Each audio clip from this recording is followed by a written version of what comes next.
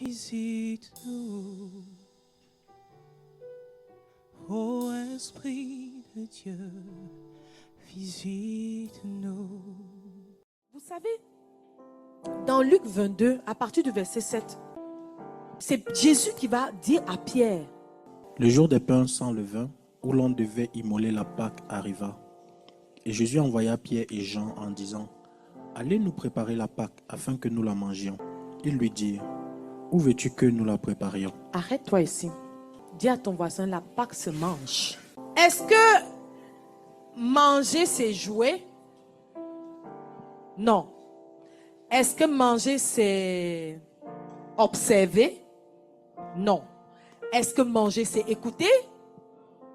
Non. Manger c'est... Pour être sûr que tu as mangé quelque chose, n'est-ce pas qu'il faut que ça se retrouve où? Mais manger est différent de boire. Dans la mesure que manger, je dois mastiquer aussi. La Pâque se mange. La Pâque se mange. Est-ce que vous savez que dans le monde chrétien, c'est la fête la plus importante en signification?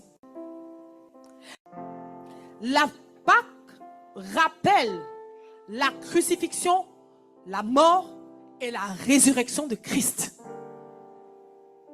C'est l'œuvre de la croix qui fait de toi un chrétien aujourd'hui. Mais permets-moi de te parler de l'œuvre de la croix de la façon dont je la vois qui me plaît le plus. Chacun peut la voir dans beaucoup d'aspects. La chose la plus importante de l'œuvre de la croix, c'est qu'elle m'a permis de me réconcilier avec Dieu. Amen. C'est pour ça qu'aujourd'hui, je peux avoir le Saint-Esprit. Amen. Parce que l'agneau a été immolé. Comme une brebis qu'on mène à la boucherie, Jésus, pour moi, pour toi, s'est laissé tuer. Parce qu'il devait porter l'iniquité. Ton iniquité, mon iniquité. On dit que le châtiment qui nous donne la paix est tombé sur lui. C'est-à-dire que le jugement, la colère, la condamnation que j'étais supposé porter, c'est lui qui l'a porté. Lui qui était saint, il s'est fait pécher pour nous. C'est pour ça que la Pâque, c'est la fête la plus importante. C'est le symbole le plus fort de la foi chrétienne. Amen. Mais dis à ton voisin, la Pâque se mange. Nous sommes des personnes qui entendons la Pâque, qui voyons la Pâque, qui observons la Pâque, mais ne mangeons pas la Pâque. La Pâque n'aura de valeur pour toi si tu la manges. C'est pour ça que Jésus pouvait dire, au verset 8, il disait, allez nous préparer la Pâque afin que nous la mangions. La Pâque était symbolisée, le symbole c'était un agneau, vrai ou faux, qu'on apprêtait et on le mangeait dans un re. On est d'accord. Pour une dernière fois, dis à toi-même, je dois manger la Pâque. Mais est-ce que c'est la nourriture qu'on fait la fête? La Pâque se mange. Mais on mange quoi? On mange quoi? Avance. Luc chapitre 22, Oui. nous sommes au verset 10. Il leur répondit, « Voici, quand vous serez entrés dans la ville, vous rencontrerez un homme portant une cruche d'eau. Suivez-le dans la maison où il entrera, et vous direz au maître de la maison, « Le maître te dit, où est le lieu où je mangerai la Pâque avec mes disciples? Et il vous montrera une grande chambre haute, meublée. C'est là que vous préparerez la Pâque. » Arrête-toi ici. Ça, c'est un des dons de Jésus qui m'a toujours... J'étais toujours comme, waouh. C'est-à-dire que les gens le lisent souvent, mais j'ai souvent parlé de ça ici. C'est comme si je me lève, je te dis que, Samy, lève-toi. Va devant le métro Sauvé. Tu vas rencontrer une femme qui est assise en bleu. Quand la femme sera en train de passer, appelle-la, demande-lui que Nadège a dit que où est l'endroit où on va célébrer telle fête. Tu te rends compte comment c'est incroyable. La Pâque se mange. Et ce qui se passe dans ce texte qu'on vient de lire, c'est qu'il y aura toujours un endroit pour que tu puisses manger la Pâque. La Pâque se mange en assemblée, en groupe. Dans la culture juive, on ne mangeait pas la Pâque seule. C'était quelque chose qu'il fallait plusieurs personnes pour. C'était une cérémonie où plusieurs personnes devaient manger ensemble. Ce rassemblement de plusieurs personnes est un symbole. Parce que rappelez-vous, je veux expliquer comment on mange la Pâque. La première chose que tu dois savoir, c'est que tu dois avoir un endroit dans ta vie où tu communies avec des gens pour manger Dieu.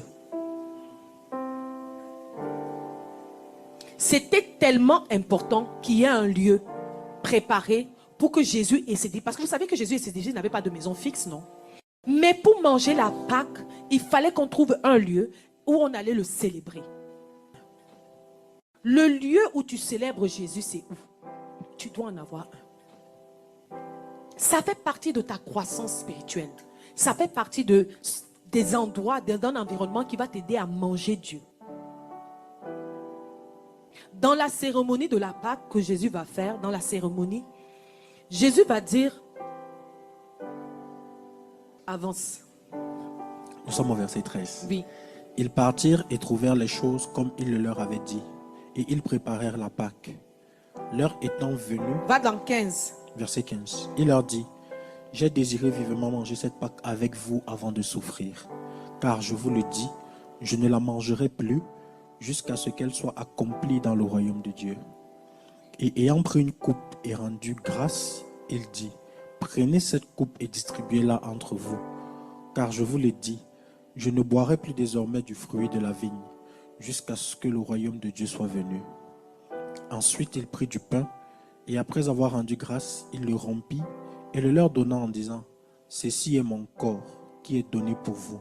Faites ceci en mémoire de moi. Il donne à boire, il dit buvez.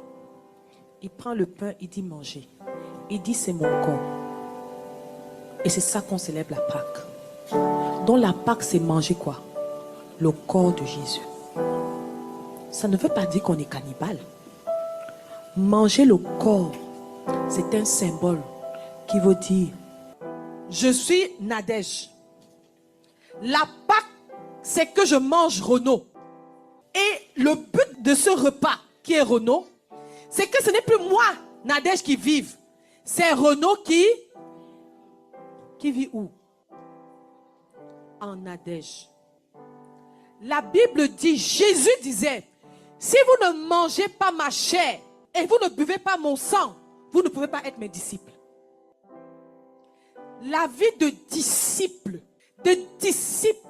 Jésus est mort sur la croix afin de faire de toi un disciple. Afin de restaurer ton statut de disciple. Pour qu'il soit un maître et que tu sois l'étudiant. Pour qu'il soit ton Dieu et que tu sois la créature. Pour qu'il soit le père et que tu sois l'enfant. Pour qu'il soit le Seigneur et que tu sois l'esclave. L'esclave vit pour accomplir la volonté du maître. La Pâque, c'est Jésus qui l'explique. Ce n'est pas un disciple qui explique les paroles qu'on vient d'entendre là. Jésus dit, mangez ce pain. C'est le symbole de mon corps. Et il était en train de faire la cérémonie de la Pâque. Et il a dit, va chercher l'endroit pour que nous mangions la Pâque. La Pâque n'a de sens, n'a de vie, n'a de puissance en toi si tu vis la vie de Christ. Je vais t'expliquer comment tu vas vivre la vie de Christ. C'est pour ça que manger n'est pas boire. Dans le fait de manger, il y a mastiquer, il y a mâcher, il y a goûter. Quand tu manges quelque chose, ça va passer dans les papilles gustatives. Tu vas goûter, tu vas mâcher, tu vas malaxer. Et puis tu vas avaler. Le symbole de la Pâque, qui est le symbole le plus important de la vie chrétienne, la puissance rattachée à ce symbole n'a de place dans ta vie que si et si seulement si tu manges Christ. Comment on mange Christ? Comment on mange Christ? Quand Jésus m'a dit ça et que j'ai lu les Écritures, j'ai dit mais Jésus, on mange comment? C'est la prière? C'est la méditation? C'est le jeûne? Il a dit que je vais te résumer ça en une chose. Un verset. La Bible dit Dans Jean 13, verset 17, vous êtes heureux, vous qui entendez ces choses, pourvu que vous les pratiquiez. Manger Christ, c'est de pratiquer tout ce que tu entends sur Christ. Manger Christ, c'est de pratiquer ce que tu entends sur Christ. Si tu ne pratiques pas ce qu'on t'enseigne sur Christ, tu ne manges pas la Pâque. La Pâque n'a pas de vie en toi. La Pâque a un sens dans la vie d'un chrétien. Si le chrétien pratique ce que Christ lui enseigne, il faut que le corps de Christ, le pain, se retrouve en toi. Il faut que sa parole se retrouve en toi. Comment une parole peut se retrouver en moi si je ne pratique pas? Rappelez-vous, il a donné le pain. Je ne suis pas dans l'interprétation. Il a donné le pain. C'était pour qu'on mange, non? Donc le pain devait se retrouver en nous, non? Pour que, quand je t'enseigne quelque chose, Nadine, pour que ça se retrouve en toi, il faut que tu pries. Voilà la Pâque. Pour que quelque chose prenne effet en toi, il faut que tu le pries, que tu le pratiques. Si tu ne pratiques pas, ça ne prend pas de vie. Vrai ou faux? La façon dont on mange la Pâque, c'est qu'on pratique ce qu'on entend sur la vie que nous devons vivre. Paul pouvait dire que afin que ce n'est plus moi qui vis, mais c'est Christ qui vit en moi. Comment Christ va vivre en toi si tu ne pratiques pas ce que tu entends? Si le pain qui est la parole de Dieu ne rentre pas en toi, la parole de Dieu ne prend vie en nous que quand nous pratiquons ce que nous avons entendu. Oh, nous sommes les spécialistes. On écoute YouTube, on écoute les prédicateurs. Est-ce que tu as entendu parler de tel? Tu as entendu parler de tel? On lit des livres, mais on ne pratique jamais. Je vais te dire quelque chose. Le fait d'écouter un prédicateur, un enseignement, une exhortation juste une fois, de lire juste un livre une fois, c'est parce que tu ne vas pas pratiquer. Si tu veux pratiquer, tu devras le lire minimum 3 fois. Qui est-ce qu'il étudiait? Nous avons tous étudié ici. Même si c'était primaire 1. C'était qui étudiait et il savait tout ce qui était écrit dans la leçon en lisant seulement une fois. Papa, si tu es là, lève ta main, peut-être ton notion là, tu vas nous partager. L'école, pour qu'une leçon rentre en nous, nous les lisions une fois. Jamais. Et pourquoi pour la parole de Dieu, tu te dis que tu vas écouter un enseignement une fois, ça va être suffisant? Satan t'a menti. Ton corps t'a trompé. Nous sommes tous étudiants d'une façon ou d'une autre. Ou nous avons tous étudié d'une façon ou d'une autre. Ma soeur, te voilà qui est étudiante. Quand tu lis une leçon, le cours, le professeur a donné la leçon. Est-ce que c'est en une fois que tu connais tout ce qui est dedans? Pour que ça rentre, pour que tu sois sûr de passer, tu dois lire au moins 3 fois. Je te dis un secret qui fait en sorte que tu ne grandisses pas en Jésus. C'est parce que tu as cru que tu pouvais prendre à la légère les enseignements que tu entendais par rapport aux choses de la vie. La parole de Dieu ne fait pas de différence. La discipline que tu prends pour que ta vie ingère une leçon, qu'elle soit de l'école, quel que soit de quel endroit, et la discipline que tu vas avoir pour que la parole de Dieu prenne vie en toi, c'est la même chose. Pour la parole de Dieu, ta discipline doit être sans faille. Pourquoi? Parce que c'est les choses spirituelles. Et tu as d'abord toi-même qui te combat ça. Il y a d'abord quelqu'un, une force en toi qui ne veut pas les choses de Dieu. J'ai beaucoup étudié dans ma vie. J'ai eu ma première maîtrise, j'avais l'âge de 20 ans. Juste pour vous dire comment j'ai fait les études. J'ai beaucoup étudié. J'étais pourtant le genre qui retenait très rapidement. Mais ça me prenait de lire une leçon 3 fois. Première fois, je lis d'abord. Deuxième fois, je lis en prenant des notes. Troisième fois, je me teste. Pour voir si j'ai retenu. Vrai ou faux? Qui étudie tout ce que tu entends de Dieu? Qui fait ça? Personne. Moi, je le fais. J'ai dit ici que quelqu'un qui écoute un enseignement une fois, c'est clair, il va tout oublier. Sa chair va lui mentir qu'il a retenu quelque chose. Il va avoir des bribes. Mais là, le fondement même, l'essence même de ce qu'on lui a enseigné, il ne va pas garder. C'est pour ça que les gens écoutent la parole de Dieu. Ils écoutent des enseignants. Ils écoutent la parole de Dieu. Ils écoutent des hommes de Dieu. Ils écoutent des femmes de Dieu. Ils ne changent pas. Leur onction ne vient jamais sur eux. Mon frère, ma soeur, si quelqu'un t'a dit que c'est par imposition de main qu'on reçoit la puissance d'un prédicateur, c'est pas vraiment vrai. Un père spirituel, une mère spirituelle, quelqu'un qui a quelque chose en lui peut t'imposer les mains pour que la chose prenne vie en toi. Mais pour que la chose sorte de toi, pour qu'elle paraisse, il y a une discipline, tu vas payer le prix. J'ai dit ici que les seules personnes qui croyaient qu'on peut manifester la vie de Dieu, la puissance de Dieu, l'aura de Dieu, la force de Dieu, le caractère de Dieu, sans payer le prix, c'était les vierges folles. Elles sont dans la Bible, dans Matthieu. C'est pour ça qu'on les appelait les folles. Parce qu'elles pouvaient aller vers les vierges sages et dire, donnez-nous de votre huile. Qui t'a dit que l'onction se donne? Elles ont cru que ça se donnait. C'est pour ça qu'on les appelait les folles.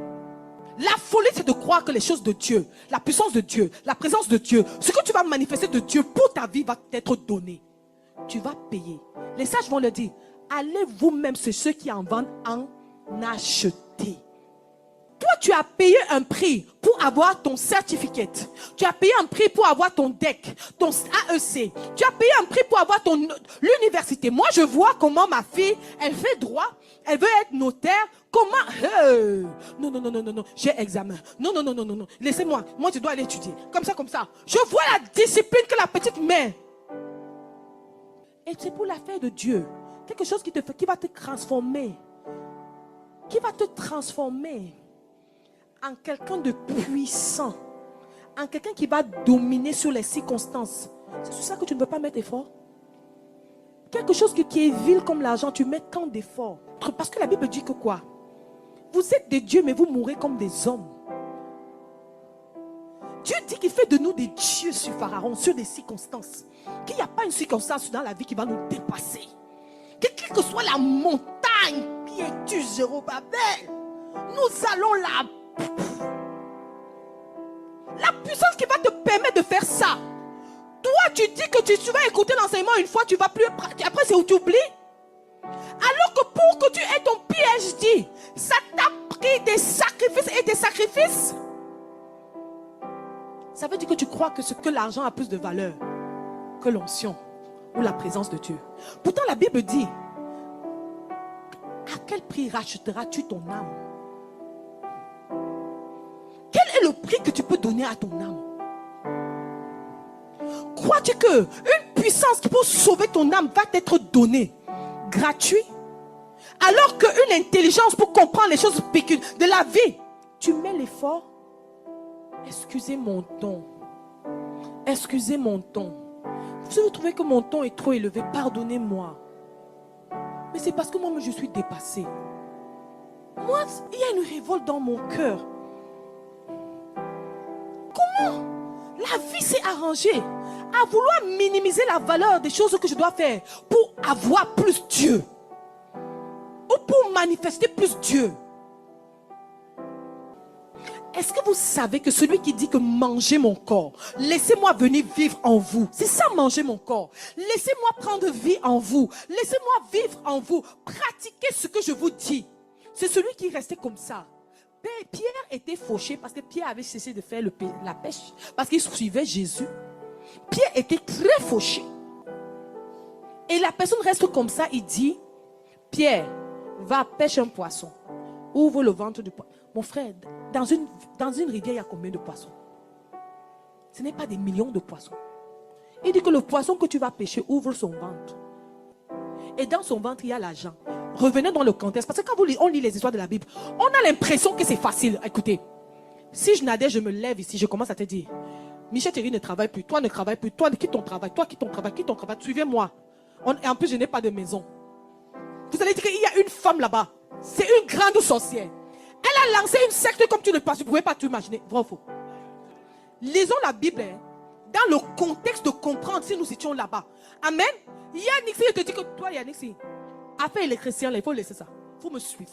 Et je n'ai même pas de maison. Je ne sais même pas où on va dormir demain. On va dire qu'il y a une femme là-bas. Elle a envoûté Yannick. Mais c'est ce que Jésus a fait. Vrai ou faux?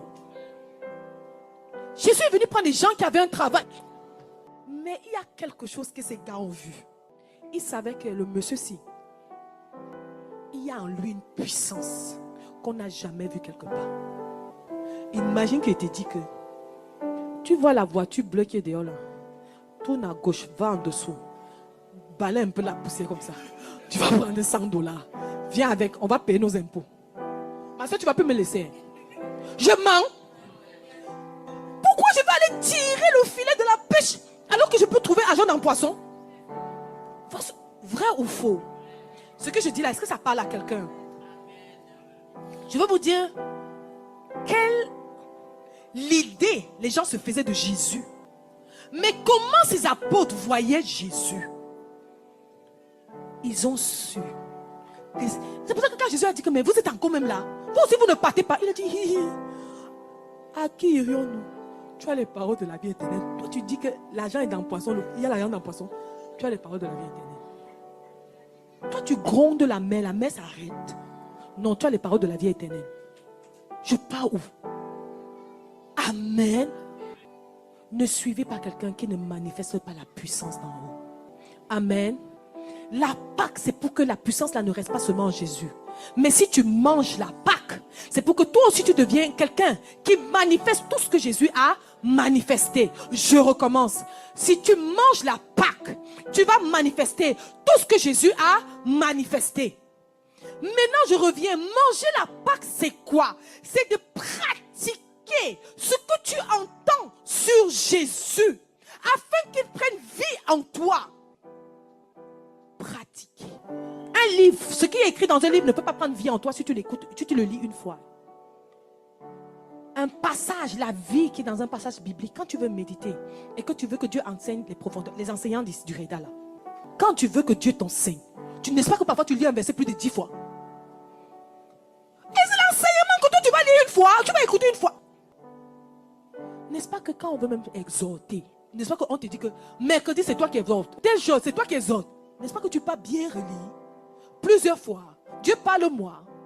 Si un verset qui pour lire ça te prend 30 secondes, tu lis 5 fois. Un enseignement de 1 heure, tu l'écoutes une fois? Tout ce que tu as écouté là avant une fois ne sert à rien. Ça te prend au moins 3 écoutes. Chaque fois que quelqu'un prêche un message, chaque fois que quelqu'un enseigne quelque chose, est disponible une notion pour pratiquer la chose, pour ceux qui vont aller chercher l'onction. Mais je vous assure, ce n'est pas la première écoute que l'onction est disponible. Regardez. Oh, merci Saint-Esprit. Les choses les plus importantes de notre corps physique qui nous font fonctionner, on peut les toucher ou c'est en nous? C'est en nous. La chose qui fait marcher tout le corps, c'est le cerveau, non? Tu peux toucher mon cerveau, ma soeur. Vous voyez comment Dieu a fait? Les choses les plus précieuses, Dieu les a cachées. Les mangues poussent sur les arbres, non? On peut cueillir la mangue, non? Mais le bauxite est où? Dans la terre. Le diamant est où? Dans la terre. Ton cœur. Ton cœur. Je peux voir ton cœur, ma soeur. Dieu a caché le cœur. Je t'apprends quelque chose. Quand quelque chose est très important, ce n'est pas accessible. Quand quelque chose est important, tu ne peux pas l'avoir accès la première fois que tu le vois. La preuve, c'est que ce n'est pas la première fois que quelqu'un parle avec toi qui te connaît. Les choses importantes, on ne les acquiert pas au premier abord. Dis à ton voisin, apprends à fouiller Dieu. Apprends à creuser Dieu. Vous voyez qu'il y a une paresse là. On a catégorisé les choses de Dieu comme les choses qu'on va faire quand on a le temps. Comme les choses qu'on va faire le soir. Quand on est fatigué. Les choses qu'on va faire, si ça me donne, si ça donne que, comme on dit au Québec, je vais le faire. Vous voyez que tu te disqualifies déjà. Amen. L'année a été immolée pour un but. Pour qu'il vive en toi. Et qu'il manifeste sa vie au travers de toi. Amen. Comment on mange la Pâque? En pratiquant ce qu'on en